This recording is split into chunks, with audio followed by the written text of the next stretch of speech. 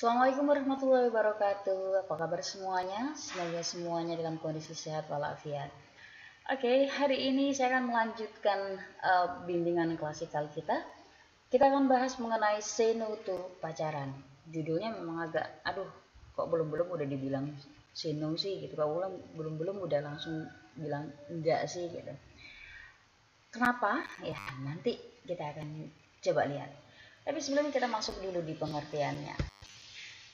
Ternyata pacaran tuh ada pengertiannya juga ya. Nah gini, kalau menurut si Gurney dan Arthur, pacaran itu adalah aktivitas sosial yang membolehkan dua orang yang berbeda jenis kelamin untuk terikat dalam interaksi sosial dengan pasangannya yang tidak ada hubungannya. Dan menurut Keynes ya, dia bilang kalau pacaran itu adalah hubungan antara dua orang yang berlawanan jenis dan mereka memiliki keterikatan emosional, di mana hubungan ini didasarkan karena adanya perasaan-perasaan tertentu. Nah ini, di sini bisa di-underline ya, perasaan-perasaan tertentu dalam hati masing-masing. Ini yang mungkin membedakan dengan sahabatan. Sedikit berbedanya di situ. Ya, dan biasanya remaja yang sudah menyatakan diri dia sudah punya pacaran itu sebelumnya ada komitmen jadiannya. Nah, kemudian biasanya juga aktivitas-aktivitas yang terjadi di dalam hubungan antara pacaran dengan sahabatan itu berbeda. Aktivitas apa sajakah yang berbeda itu? Nah, nanti akan dibahas detail di pertemuan selanjutnya. Ya, inilah nanti yang akhirnya membuat ya adanya di psikologi itu adanya larangan untuk nggak boleh pacaran dulu di usia remaja.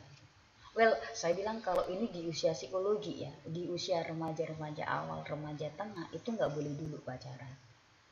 Tapi kalau di Islam pacaran itu nggak ada. Ya, saya nggak tahu di mungkin agama lain, yang di agama Kristen dan yang lainnya bagaimana, tapi kalau di agama Islam itu sebenarnya nggak boleh ada pacaran. Kalau di psikologi, usia-usia remaja awal, ya remaja tengah itu belum boleh pacaran. Nah kita lihat dulu apa remaja awal dan remaja tengah. Remaja itu usianya antara 13 sampai 21 tahun, itu menurut Sofyan Willis.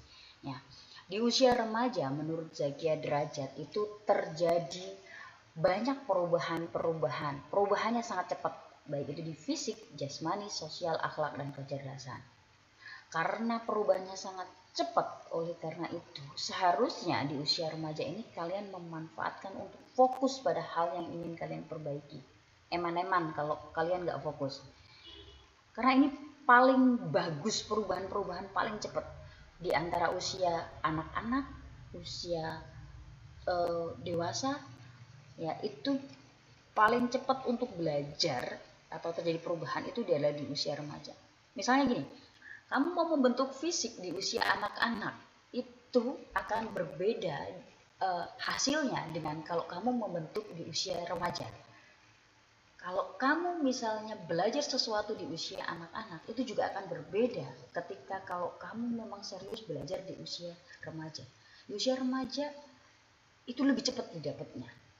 Berbeda lagi di usia remaja, kamu belajar sesuatu, misalnya belajar sesuatu 1 jam, kemudian kalau di usia dewasa kamu belajar sesuatu itu 1 jam sama-sama seriusnya, itu hasilnya pasti akan lebih cepat anak yang usia remaja. Bisa difahami ya tentang itu ya. Nah, yuk kita coba lihat. Tadi dibilang sama Sofyan Willis usia remaja itu 13 sampai 21. Diberikan lagi menjadi 3 fase, yaitu remaja awal, remaja tengah, dan remaja akhir. Remaja awal itu usia 13 sampai 15. Remaja tengah atau remaja itu adalah usia 15 ke atas ya sampai usia 18. Dan usia 18 sampai 21 itu adalah remaja akhir.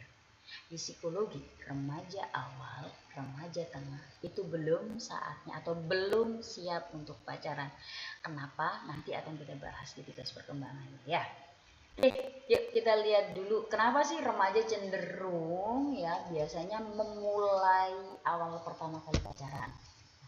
Tapi kadang-kadang juga usia apa anak-anak juga ada yang mengklaim dirinya udah pacaran. Semoga nggak ada yang di siswa saya, tapi kalau lah ada ya udah itu udah masa lalu ya.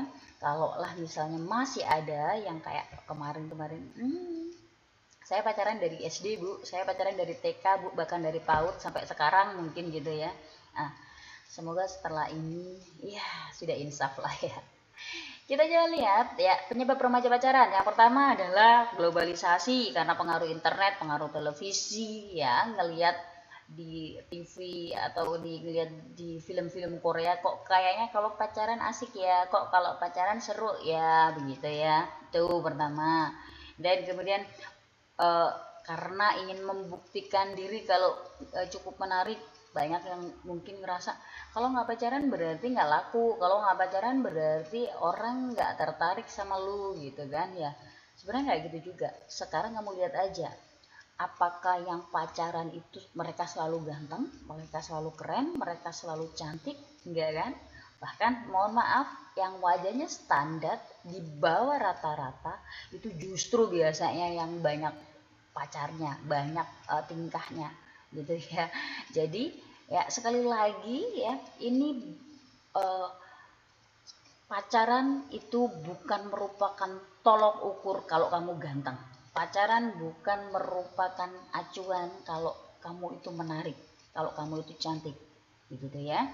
Yang membuktikan kamu keren, ya, yang kamu membuktikan kamu menarik adalah ketika banyak orang yang suka sama kamu, banyak orang yang uh, mengidolakan kamu, banyak orang yang tertarik dengan gaya berpikirnya kamu, banyak orang yang suka ngobrol dengan kamu karena kamu orangnya asik, karena kamu orangnya pinter, karena kamu orang yang menyenangkan.